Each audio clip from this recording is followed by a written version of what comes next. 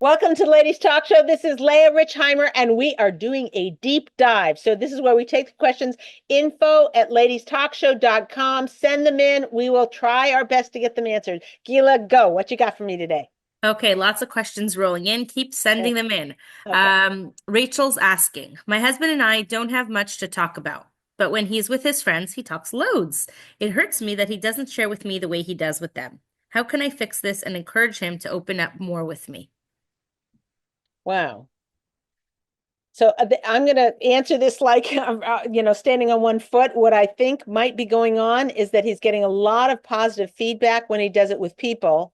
And somehow, potentially, we're not in the blame game, okay? But somehow when he's sharing with you and whatever, you might be shutting him down. It may not be true. I'm just saying try this on because I don't mean to blame the victim, but it could be that you're shutting him down or you're not reacting in a way that makes him want to share more with you. So for your homework is next time he's talking, monitor everything that comes out of your mouth. And when he's doing it with his friends, and monitor everything that's coming out of their mouth, and then try your best to do what they do. This could work. This could be a fail, and it could be just, he feels comfortable sharing more with friends than he does with you. He feels like he's too vulnerable. Who knows what the thing is? But to answer your question, which is how do you grow that where he's sharing with you more, that would be to mimic what they're doing and to watch what you're doing, seeing if there's any little slight change you could make in terms of encouraging him to share more. That would be my first step. And please let me know how that worked. And if that worked, we're good. If it didn't work, right back so I can figure out more ideas. Oh, and I do have one other thought, which is that um, it is something you could talk to him about. You could say, when we're with friends, you just seem like, ooh, hoo, hoo. And when it's just you and me, I feel like you don't share as much, and you're not, is there something I'm doing that I could improve doing, or something like that? Can you share with me what I can do better? Don't do it like it's your fault. You don't do it enough. You don't share enough. Yeah. Don't put him on the defensive, but bring it up to him in a way that's like, what can I do different or better or more encouraging? Because I love that part of you, that kind of thing. And the other issue that you really have to keep in mind is sometimes a husband doesn't share because we're babbling. Oh, what dear? Yeah. So part of getting him to share is asking questions. And it can really be a huge game changer in a marriage for when a woman takes the time and the effort and the whatever to literally put the duct tape and ask questions. And if you can't think of questions or you're not a good question answer, get a notebook right now. Go grab one. Put the pause on tape on pause. Grab a notebook and start writing questions you could ask your husband. Why did you go to that camp when you were a little boy? Why? How come you bought that car? Why did whatever? And start listing out questions and questions. And then when your husband comes home and you're telling him about your day, which every woman needs to do, okay? And this happened, and every aggravation that happened all day needs to be recounted to your husband so that it actually feels like, oh, good, like I get it, okay? I'm a woman. But if you don't stop and think about what questions can I ask my husband to get him to share? Listen, the closest you can become to your husband is when you listen to him. When your husband is speaking and sharing himself with you, there's a closeness that's available in no other way. So this is why it's a little bit of a shift. We all know that women got 9/10 of speech. If you use it all on your husband, you'll kill the guy. Okay. So you have to pace yourself. You have to like tell your girlfriend stuff, this and that. And then you need to figure out how to get your husband to share. And a lot of women are like, Leah, are you joking? Are you kidding me? Like my husband doesn't talk to me. I'm like, how's your day? Fine. What's new? Nothing. Well, how's your drive from work? Fine. You know what I mean? Like he doesn't talk. Well, you need to ask deeper questions like, how did your drive go home? Are they still doing construction on that bridge? Well, then maybe he's going to say yes or no, but he's like, when do you think they're going to be finished the construction on the bridge? think of questions. Become a awesome question answer because that's your key to closeness to your husband. It's actually, frankly, your key to closeness to most people in your life is asking them to share with you. So that's a stark way to shift your thinking is go from speaking to listening. And that's why Hashem gave us two ears and one mouth. Good luck to you. Very good. What you got, Gila? Okay, next question's from Suri, and she's asking, my husband and I disagree on enforcing certain rules. For example, he's strict about the kids not jumping on the bed, but as he's hardly home, he says it's okay if I don't enforce it. Is this okay to do? Oh, you mean so when he's home, they can't jump on the bed, but when you're home, Yeah, yeah, when I'm not you're sure I understand he why gave it wouldn't. permit. Yeah, he gave Yeah, permission. So if she's saying right. she's probably asking if it's like a stira for the kids to see that, like a contradiction. I hear that. Or we could just tell them it's like Abba's rule. This is Abba's rule. Yeah, it's Abba's a rule, except when he's not home, he doesn't mind so much, if that's what Right. he said. And that would be fine to do. Although there is something very, very powerful that you're giving to a kid. If your husband says, you can't do it, and then you enforce it even when he's not there, I think it's a chashivas that the kids get to how do you say that? Honor or importance Importance. or goodness, the respect that they have for their father, that their mom takes their husband's word so seriously. And if she doesn't do that, it might be lax. So I would bring that up to your husband. I would say, that's so sweet of you to let it when us me not be so strict when you're home, but I'm afraid the kids will get the wrong impression. Like I don't think you're, really important what you're saying, that I take seriously your rules. How do you think we should handle that? And they'll say, it's fine. And if he says that, so you might even mention to the kids, daddy said it's okay when he's not around, whatever. And he might say, oh, that's a good point. Yeah, maybe be strict about it. Okay. Ask your husband. Okay, good. What else? Okay, amazing. Sippy is asking, my husband is looking at inappropriate things on his phone. He refuses to go to a Rav, as he insists he got a filter, but I know that he didn't because I caught him. I love him and I also hate him. I don't know what to do. Oy, oy, oy. So I'm not an expert in this, and you really do need to consult an expert because this is it's dangerous territory in the sense of there's trust issues, there's all kinds of things are that this carries over into and wow, he won't see a Rev. So I guess you'll have to go to a Rev. Don't go to his Rev, so it'll be embarrassing for him and he'll be upset and feel mistrusting of you for having done so. But I would find there's all kinds of organizations, thank God, on this topic. And I would call up and say, what do I do about this? And let them walk you through step by step. I'm sorry you're going through this. And please God, Hashem will help you and give you koyach. And it's very common. It's not like, oh my goodness, unfortunately in today's day and age. And hopefully that you'll be able to find the help that you're looking for. But you need to go get help. Don't just say, whatever, it's something that with the right help and the right assistance and the right guidance, you can make huge headways in. Okay, good luck. Okay, go ahead. Okay, what else you got, Keela? Okay, next question's from Alana, and she's saying, constantly have to walk on eggshells with my husband to avoid explosions. He is not interested in speaking about it. How can I get him to be open to speaking about it? Hmm. So, it's really hard to diagnose the whole problem, the whole issue. Is it that he's just, you have to walk on eggshells because he is a certain way or he's very touchy or whatever? Or are you having to walk on eggshells because for the last 10 years in your marriage, you've criticized him, So it's really hard to say what the fix is when I'm not quite sure I'd have to ask you a lot of questions to figure out what's going on, what the dynamics are. So I'm going to answer it from like the simplest aspect, which is, let's just say he has, maybe had a dysfunctional childhood, or he had, well, everybody I know who had a dysfunctional childhood, everyone's raises their hand. Whose parents were not so perfect? Everybody raises their hand. So, it's a little hard to say, but if let's just say that he's the one with eggshells and there's nothing you have been doing that have created the environment where he feels afraid or he's got a short temper. Like, some people you say something mean, they're like, that wasn't so nice. And some people you say the exact same thing and they say, and they give you the silent treatment for a few days. So everybody's different. You have to know your husband very well. But let's just say he is just, very touchy. And you say one little thing and he takes it the wrong way. He's almost like he's being insulted, waiting to happen. Okay.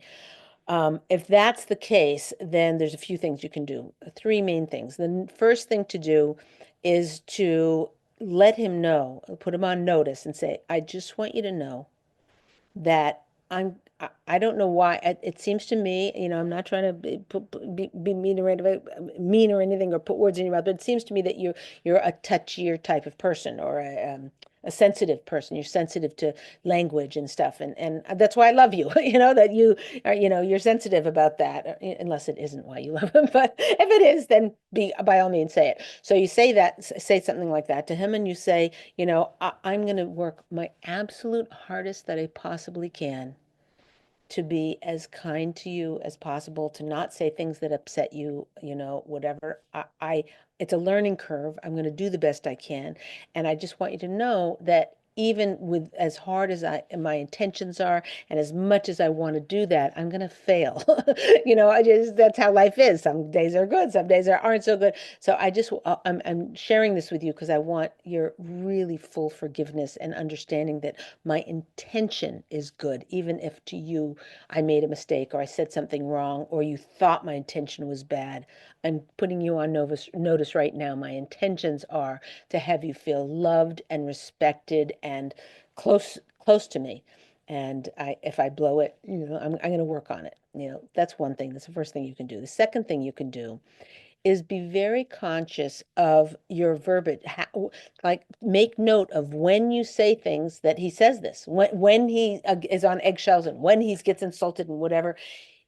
Really do some soul searching, even get a journal and say, here's what I said and here's what his reaction was. And if you can pinpoint certain patterns in the conversation, like what, he gets insulted when you say, why, when you blame him blame him for things that he doesn't feel he's accountable for, that he did wrong. That would be one thing. Or let's say you're journaling everything and you realize, oh my goodness, there's a pattern here. Again, we're looking for patterns. There's a pattern here. He gets all bent out of shape when he hasn't eaten dinner yet, or when his boss is a lot of stress, or when one of the kids is not behaving into his expectations, whatever it is. The second guidance is to try and look at patterns and see how they affect his uh, flying off the handle. You didn't actually say what he does when he's when you're walking on eggshells. I have a feeling he probably snaps or something like that. So that's the second thing. And then the third thing is there's a flow in a relationship, where, like if you're mean to him, he'll be mean to you. If you're nice to him, he'll be nice to you. If you're, like that. That's just kind of the way the nature, Hashem made in nature, just kind of like a mirror reflects, what's that thing? Water reflects a mirror just as a person's face reflects a person's face.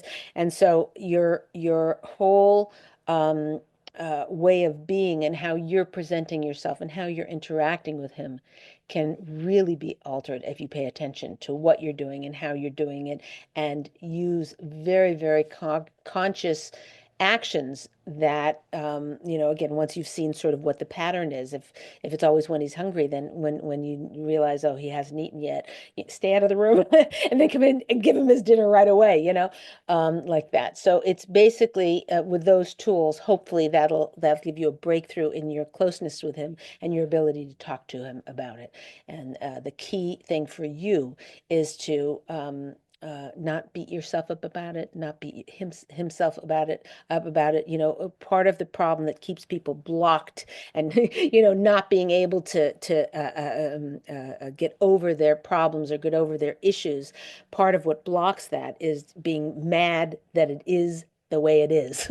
Okay. Like he shouldn't be that way and I shouldn't have to be blah, blah, like that whole denial of the situation and the reality of the situation stops us from growing into who we could become and fulfilling our shlemus, our perfection in this world.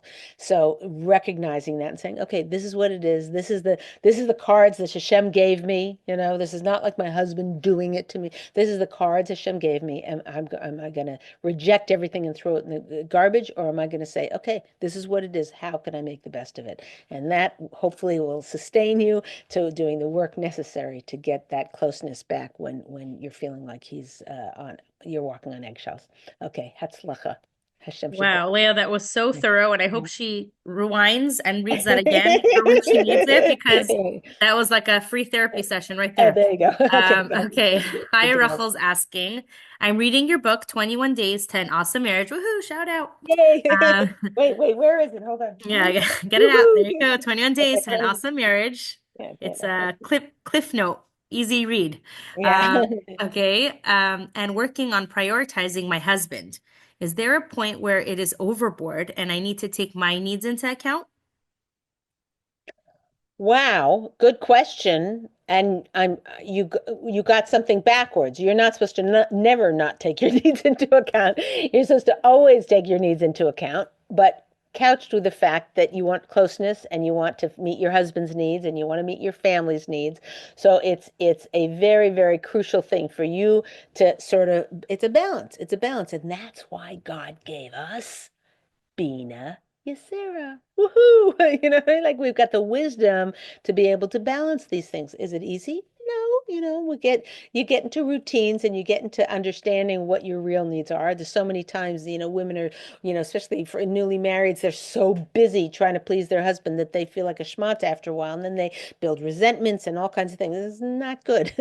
So understanding your needs is crucial. And I've got many shows. Go back on ladiestalkshow.com or on Torah Anytime and shout out Torah Anytime and find shows on self-care and meeting your needs and getting your needs met.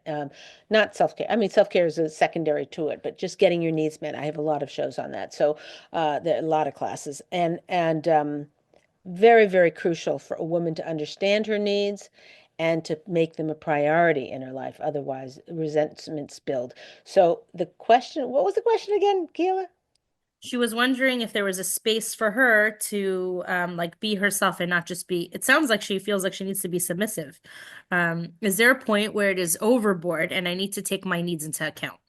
Yeah, I mean, you just always need to take them into account. But regarding overboard, it's fine to be overboard. It's fine to like your husband like looking at you like, where'd you put my wife? Like, because you're like, oh, can I get you some water? Oh, can I take care of this? Oh, oh, I paid that insurance bill, and oh yes, oh, and I brought the kids over to da da da da da, and Like all that the things that perfect you. secretary that everybody wants. No.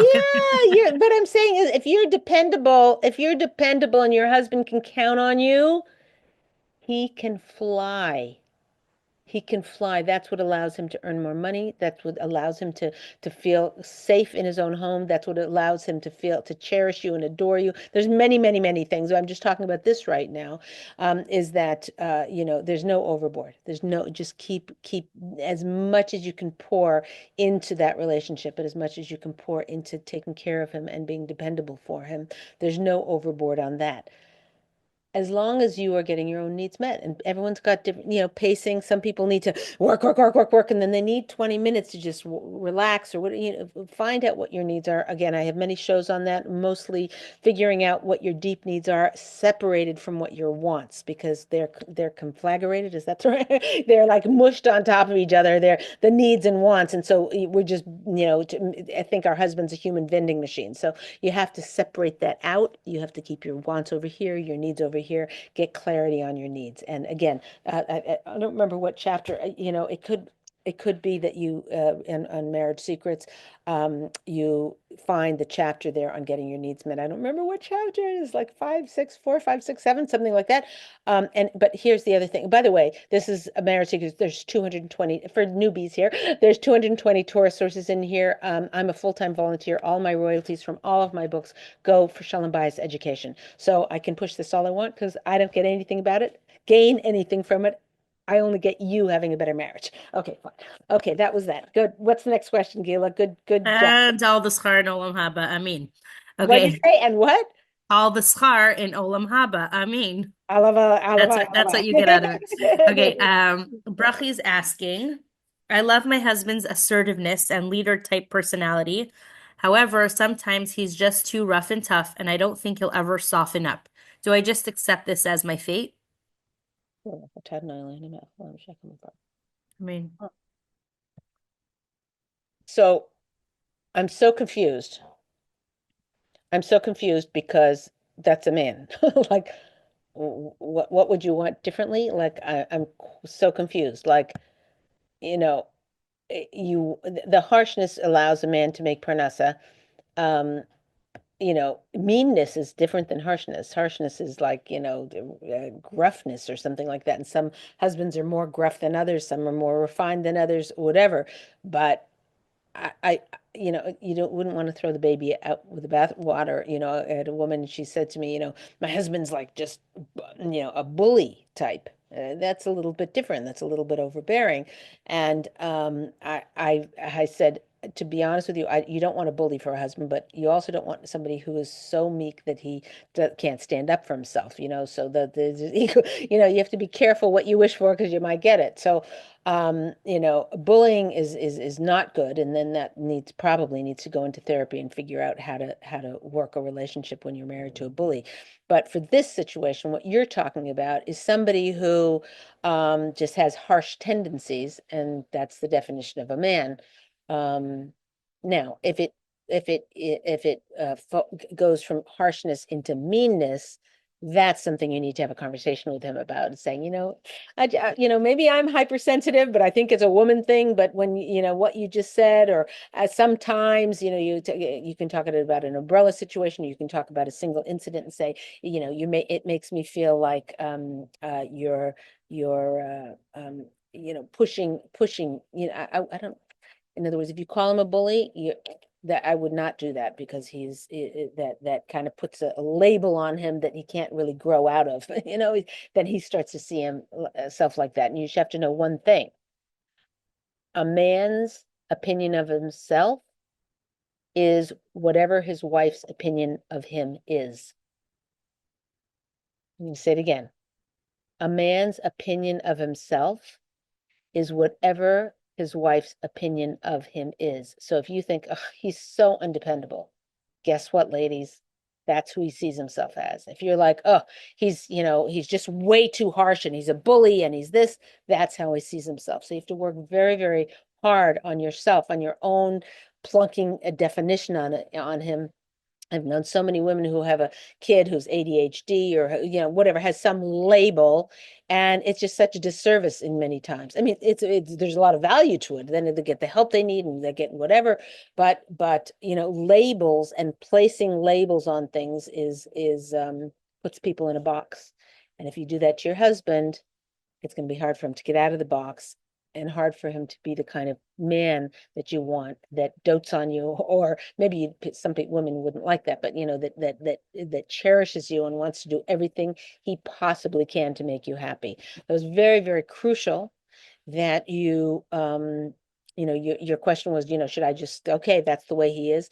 Could be that that's the answer to this, but it could also be that, you say, sometimes when, I don't know, I am sure you don't realize it because I know you love me and I know you take care of me and want me to be happy and and want to take care of me as much as possible. But sometimes you say XYZ, whatever it is, or sometimes your attitude, the way you're coming, I feel like you're putting me down, or whatever it is you need to communicate to him. You say it in a way that he can hear, and think very carefully before you start talking, and then give it to him as softly and sweetly as you can, and hopefully Meretz Hashem, he'll listen. But again, good chance that it's just like, zip your lip, where's my duct tape?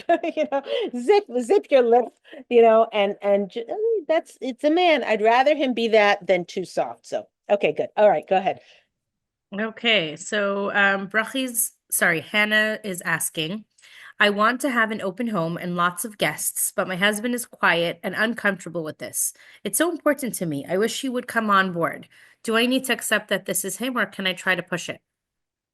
Good question. So the issue is that, you know, this is where they say compromise is worth a million. It's, in other words, a compromise isn't giving up. It's trying to work out a situation. So if he's very quiet, it could be that a single couple with no kids or with one kid or something like that, he'd be okay with. And it could be your idea of having a nice family thing is having that family from next door and the people down the block and and having a big mob scene, and he's not into that. So it could be that there's certain compromises that can be made that that both of you that you could be happy with and that he could be okay with. He might not be happy, but he could be okay with. So the other thing is that it's also a time thing. It's like, I don't know, let's say he's an accountant and tax season, and it's like, are you crazy? I just need to veg, just want to be with the kids and that's it. Zehu, the kids and you. So, but again, it could be that for your desires, you'd want to have Shabbos guests every week and he wants zero. So you say, how about once a month we have, or every 3 weeks we have two people, and then for Yontif maybe we have four people. So these are just things that you need to iron out, work out, and discuss. And but it's not like you have to give it up, and it's not like you have to force him into something. These are conversations that you have, and the better you're able to communicate your needs and what you'd like and whatever, understanding how he feels, the more you acknowledge what's going on with him, the more he'll acknowledge what's going on with you. So if you're like, well, yeah, why do we have it? We need to have guests. It's just that's part of the Torah to have achnasas orchim. Come on, if you're he's going to be pushing like this. Whereas if you say something like, I know it's so hard for you to have guests, and I totally hear that, and I don't want to push you into anything, but I'm just wondering if you don't mind trying it. If we just have, the Shmuel and Betsy or whatever, if we have these two people and they have one little kid, you want to give it a try, like that. If you totally acknowledge where he's standing, you'll have much better success. It's not guaranteed, but it's the highest chance of success. Okay, good. What else? You have time for another question? We have time for Yeah. one more. Okay, fine. Okay. I also just wanted to add, if she has a social need, maybe by Shul Shidduch's time she could just have some friends come over when he's in Shul anyways. Oh, cute. Very, very, very nice. Learn from the best. There Okay. you go. Millie's asking, most nights my husband stays up till 2 a.m. and it affects his mood and performance the next day. I've spoken about it with him so many times and he hears but never changes. It's been going on for almost most of our marriage and I'm fed up. Hmm. Hmm. Um, that's a toughie. That's a toughie because, if you told me it was like 6 months, I'd say, but you got this thing going on for so long, and people get into habits and circadian rhythms.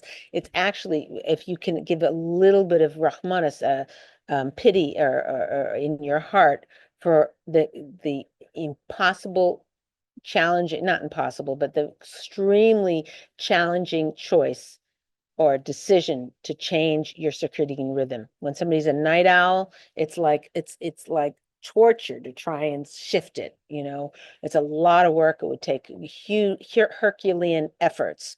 So that being said, I wonder if there is potentially a compromise to be reached, like he's going to bed at 2 o'clock every night, instead of you saying, come on, midnight, that's ridiculous. If you said, how about we just try 1:30, you know what I mean?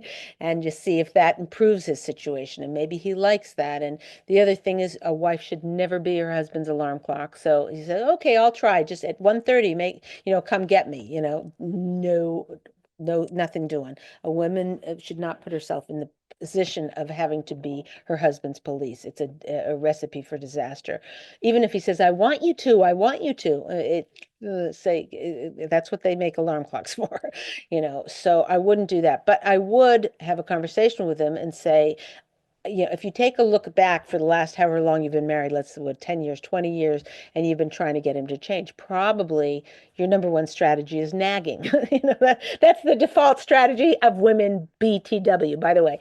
So, Probably it wasn't handled with correctly from the start because it was you were probably frustrated. Maybe you were perfect. I don't want to assume anything. That would be unusual. That let's say let's say at the beginning you're like I'm worried about your health and I'd like whatever it is you did in the beginning, but right now you're stuck with the situation. So I would try little mini changes. If he's adamant or he tries and he just can't, your job is to let go, to hold onto a resentment and anger about something that is, kind of unchangeable. You've tried everything and nothing's worked. So for you to continue to have a grudge about it or continue to have anger about it is very counterproductive to your own sense of well-being, your own sense of connection to your husband, and your own sense of um, uh, innate wanting to have perfection in your life. We all want to fulfill our shlemus and in our lifetime to give our neshama back to Hashem as beautified as we possibly can over our lifetime. And holding that resentment and dig for 20 years is just it's not good for us. It's not good for our husbands. It's not good for our relationship. It certainly doesn't make Hashem happy. Whereas if you try reasonable efforts with full of love in your heart and full of really forethought in your how you're communicating it and nothing works, then just say, okay, Zehu, this is what I'm meant to do in my life. This is the cards Hashem handed me. I tried, I did my hishtadlus, and now I just have to live with gratitude for Hashem for everything I have in my life. Not so easy, but give it a try. And the homework for this week for everybody is there's one thing, one frustration that's been bugging you for a year or two or 5 or 10, one frustration that has not changed. You've tried everything and it has not changed. And the job this week is see if you can let go. Even if you do it one time, one day, he always comes home late, and you're mad every day. Okay, so today he came home late and just say, you know what? Zehu.